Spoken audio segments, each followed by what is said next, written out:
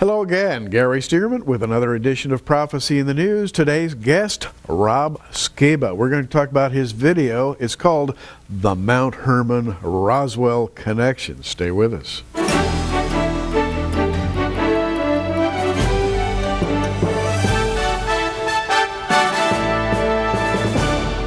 Well, Rob Skiba, welcome once again to Prophecy in the News. Thank you, Gary.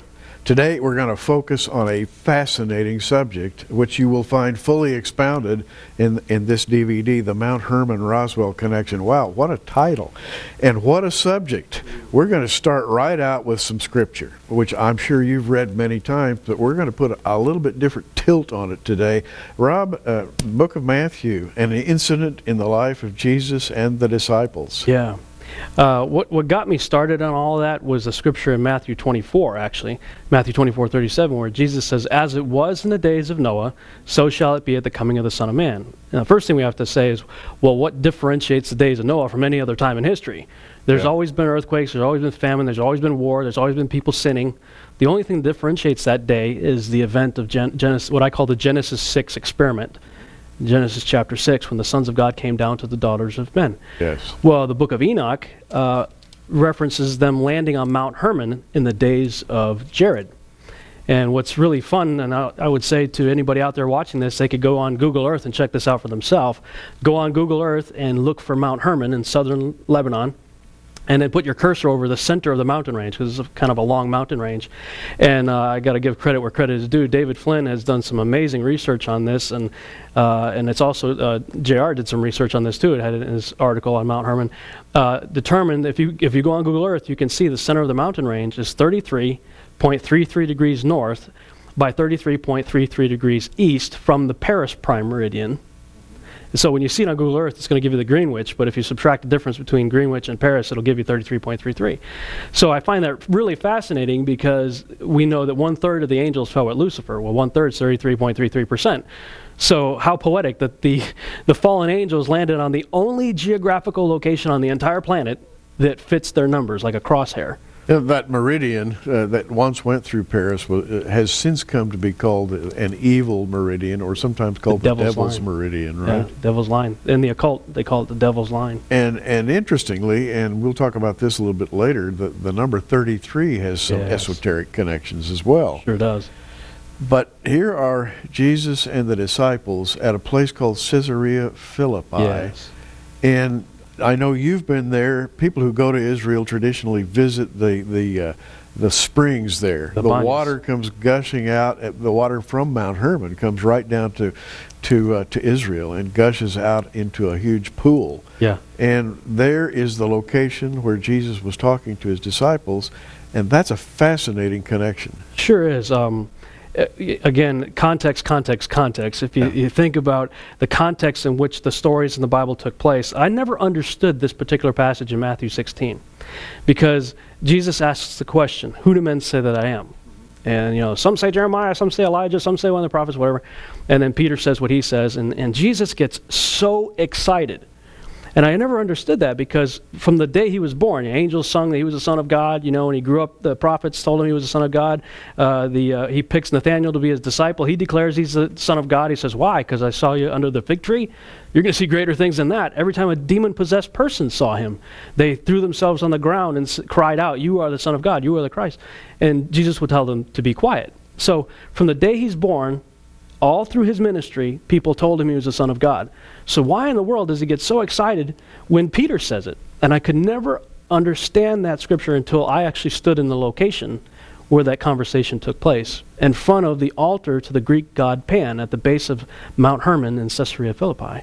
As a matter of fact, Caesarea Philippi, back in the old days, back in the days of the Roman Empire and before, used to be called Panias. Mm-hmm, yeah. And the Arabs still refer to it as Banias in the Arabic tongue, right. And that is basically a salutation to the Greek god Pan. Yeah. Panias, and Pan, of course, is the representative Greek god. Yeah, he's a satyr. He's a half goat, half man, but he was known in the ancient world as the god of shepherds. So how poetic that the good shepherd stood in front of the Greek god of shepherds to ask this very profound question. But when I'm a filmmaker, so I see things through like the lens of a camera all the time. When I'm looking around, I feel like I have a camera attached to my head. And so it's called a rack focus. And this is the way I see the scene. If I was shooting this scene, that Jesus would have his back to the altar of Pan. He asked the question. All the disciples are saying what they say. And I could see Peter kind of sitting back and saying, wait a minute, the rabbi already knows who we think he is. Why is he asking this? You got James and John, everybody else. So some say Jeremiah. And I see Peter looking at Jesus, so Jesus is in focus. And then all of a sudden Jesus goes out of focus and Pan comes in focus. Right? And then Pan goes out of focus and then Jesus comes back in focus and Peter goes, oh, I get it. You are the Christ, the Son of the living God. Oh, that's right, Peter. And what a place for this to happen. Basically at the foot of the runoff from the top of Mount Hermon, which is snow-capped in the wintertime. The snow melts, the water runs down to Bonius or Caesarea Philippi and gushes out of this great big spring, which is below a cave. Yes. And that cave has carvings where you can place the statues of little gods around. Right. And that cave was the site of occult, esoteric worship, the worship of the very gods who are associated with Mount Hermon. Yeah. Yeah, and what's interesting is if you're looking at the altar of Pan, off to the right is a foothill at the base of Mount Hermon, where on the top of it was the fortress of Nimrod, who was the first Antichrist that tried to create a one-world system without God. And off to the left, there was a place that even to this day is still known as the gates of Hades. And so when Jesus said in the gates of Hades, which I always maintain is not just a place, it's the brother of Zeus. Hades is an entity as much as it is a place.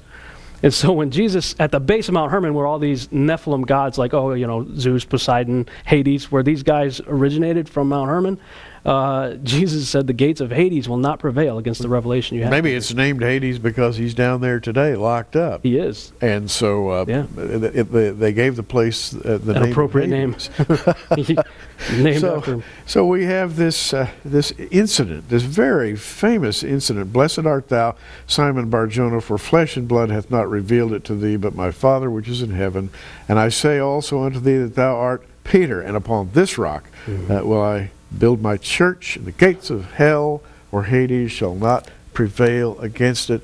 Yeah. And those words are aimed at this scenario, at this scene in which they're standing. Well, what's extraordinary to me about that is you got Genesis chapter 3, the first prophecy in the Bible, where God says that the seed of Eve is going to crush the devil's head. Yeah. So that if you're receiving that prophecy, what are you thinking? You're thinking, man, I don't want my head crushed. So the first thing he does is he messes with the seed. Turn to page of Genesis 6. And that event that took place to try to prevent Jesus from existing in the first place happened at Mount Hermon. And so this is at the end of Jesus' ministry. His destination is Jerusalem. So why did he take this enormous detour to southern Lebanon, northern Israel, to have this little conversation?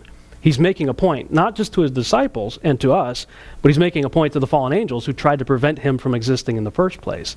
And where it says he took them to the top of a high mountain, well, it's the highest mountain in the regions, and most scholars believe, as I do, that that's where he took them, to the top of Mount Hermon, where today there is a UN radar outpost located at the, it makes you wonder what they're looking for. Right. You understand the strategic location, but Jesus in his day and the UN of our day could look down from that location, and right across from the UN radar outpost is a cross where somebody has marked where they believe the mountain of transfiguration, where the event took place. That's fascinating, because if you go back before the flood, there was a Mount Hermon. Before ever there was a flood, before ever there was an Israel, there was a Mount Hermon. Yeah. And it gets its name, Hermon, from the fact that the fallen angels, and there were fallen angels, took an oath there. Yes. They bound themselves together in a solemn oath to do the work they had set out to do, and they knew that they were against God when they did it. Oh yeah, they did. But the etymology of the word Hermon is to take an oath. And they took an oath at that place, and all those years later, and I don't have the number in my head, but thousands of years later, there's Jesus standing at that location. At that very location. And declaring what he did in Matthew 16. It's astounding. And it says from that point on that he went preaching about his death, burial, and resurrection, and headed directly from that location to Jerusalem. Now, when you begin to look at the Bible this way, not as a book of poetry and not as a book of stories, but as a book of realities, and you begin to connect these realities together, you get some idea of what goes on in Rob Skiba's mind, because when he puts together his videos, his movies, and so forth, that's what you're trying to do, is make the Bible real, right? Bring it to life. My life statement is bringing powerful visions to life on motion picture screens all over the world. And what that means is that this is the most powerful vision I've ever seen. How do we bring this to life in the way that the masses can receive it?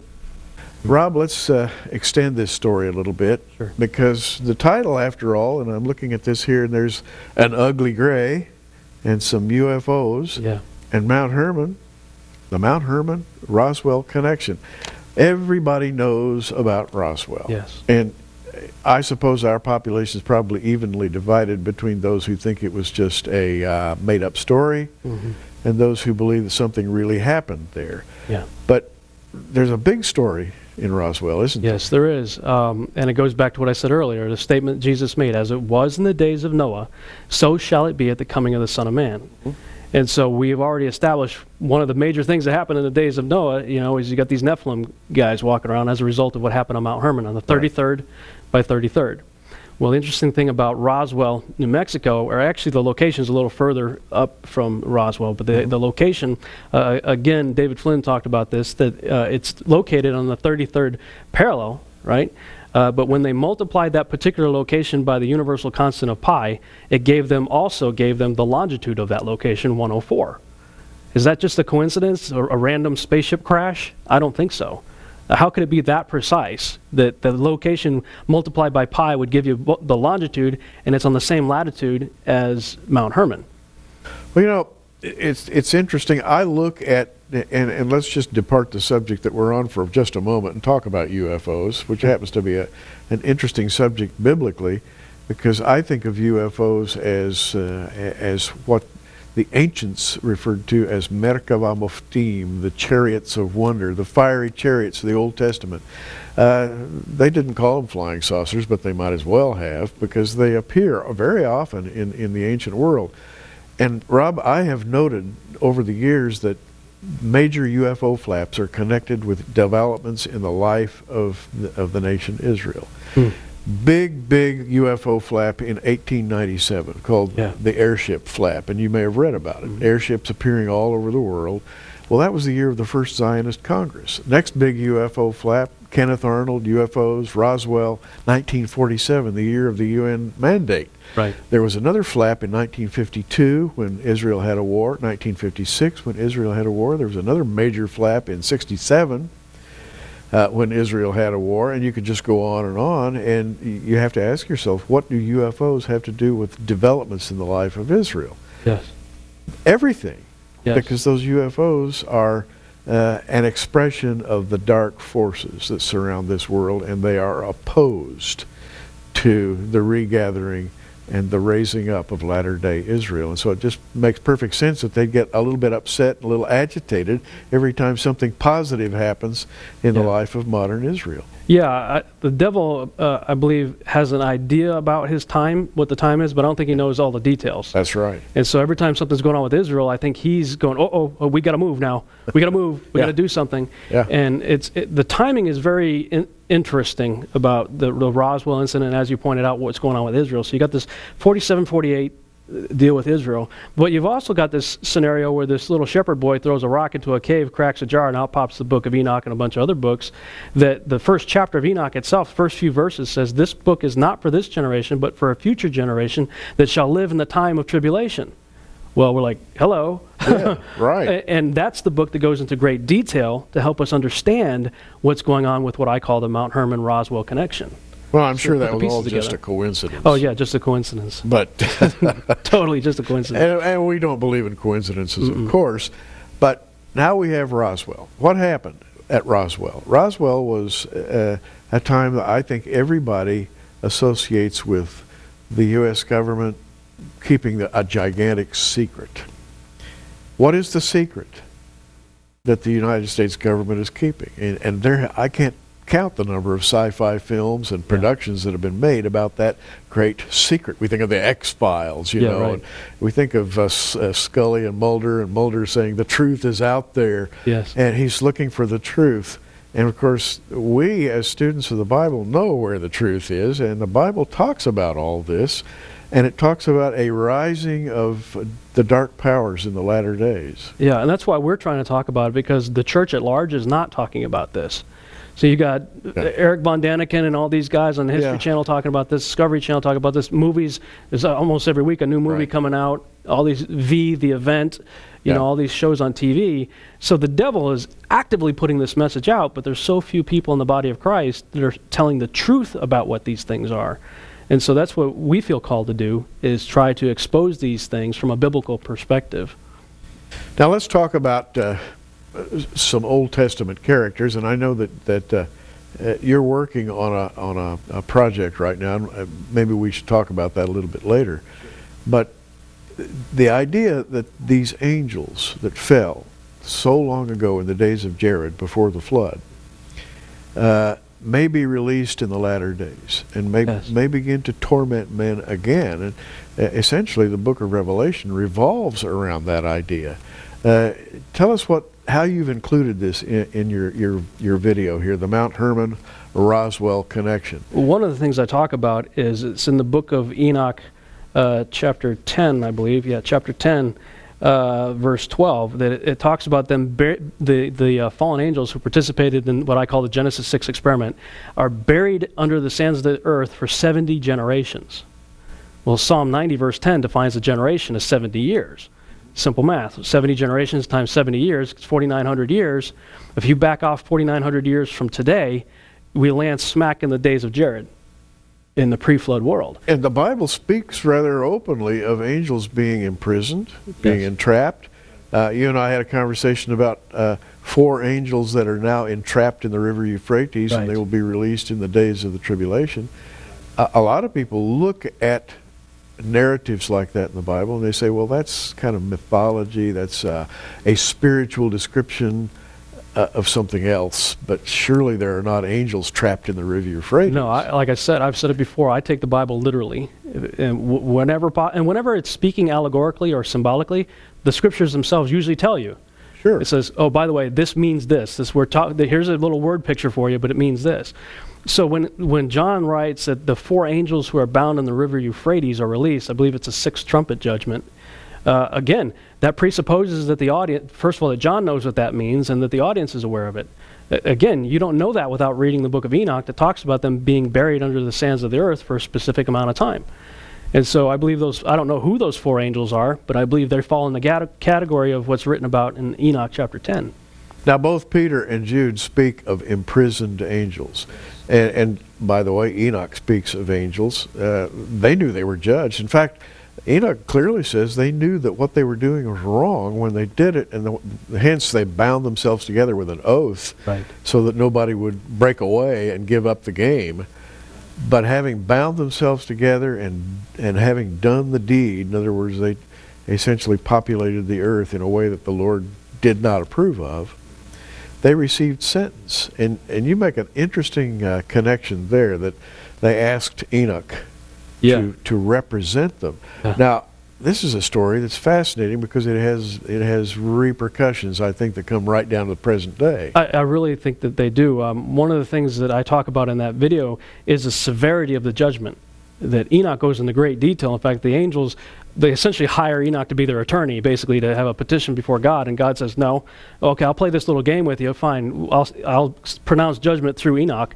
Enoch, this is what you're going to tell them. No, you don't receive forgiveness, I will not forgive you, you will have no peace, they're going to have to watch your own children be massacred, then they're going to be bound in chains and everlasting chains of darkness, and Tartarus, essentially. The 2 Peter and Jude both reference these things. And so, looking at the severity of the judgment, I don't believe that any angels are going to repeat what happened there, except for maybe those angels. They may do it again, as it was in the days of Noah. They're going to be released again. But where I go with that is that what we see in the modern account is scientific experiments taking place where people are abducted by greys or aliens, and sperm is taken and eggs are taken and embryos are implanted and babies are removed. It's all very scientific. And so when I'm looking at all this genetic scientific experimentation taking place, and Dr. David Jacobs and others talk about what appears to be a hybridization program that's going on, is I believe that's exactly what they're doing. Well, you know, our friend Tom Horn is very much taken with the subject of transhumanism. Yes. At the human level, there are scientific laboratories right now involved in creating superhumans by infusing the human genome with different genes, maybe from other animals and so forth, and they're trying to create super soldiers and super this and super that. Yeah. And of course we know where that'll end up. There's only one way that can go. Not good. In a very dark way. But you're talking about angels attempting to repeat what their elders did so many thousands of years ago. Right, exactly. And you're seeing it all too. And some of the ancient texts, like the Book of Joshua, specifically says that one of the things these entities taught men to do was the art of mixing one species with another. In fact, when I was I've been to Greece twice, and when I was in Athens, I was looking around. You can't look anywhere without seeing the toppled remains of a god or a temple. Yeah. And you see satyrs and minotaurs and centaurs everywhere you look. Oh, yeah. So I thought to myself, man, you know, I'm a Star Wars fan, so I'm thinking nobody's going to remember Yoda 4,000 years from now. You know, George Lucas said he was creating a modern mythology. Well, if all these creatures were just out of the imagination of a blind poet named Homer, nobody's going to remember them so strongly in their collective consciousness 4,000 years later. So I came home from that trip and I told my wife, I said, you know all those animal-human hybrids in mythology? I think they were real. And the next morning, we had this conversation that night, went to bed. Next morning, she checks her email and sees that the BBC had produced an article that said scientists had successfully cloned a sheep with a human heart. And the article went on to say, if we keep doing this, the genes will eventually fuse together and we're going to end up with animal-human hybrids. And I'm like, man, here it is. We are watching prophecy being fulfilled in our day exactly as it was in the days of Noah. And once you start this, how do you unscramble the omelet? Once you begin to create these things, there's no end to it. Pandora's box. Now, when you go to ancient Egypt and look at the wall paintings, you see creatures with the bodies of men and the heads of birds, bodies of men and the heads of a jackal, on and on and on. Yes. And you say, what imaginations these people had.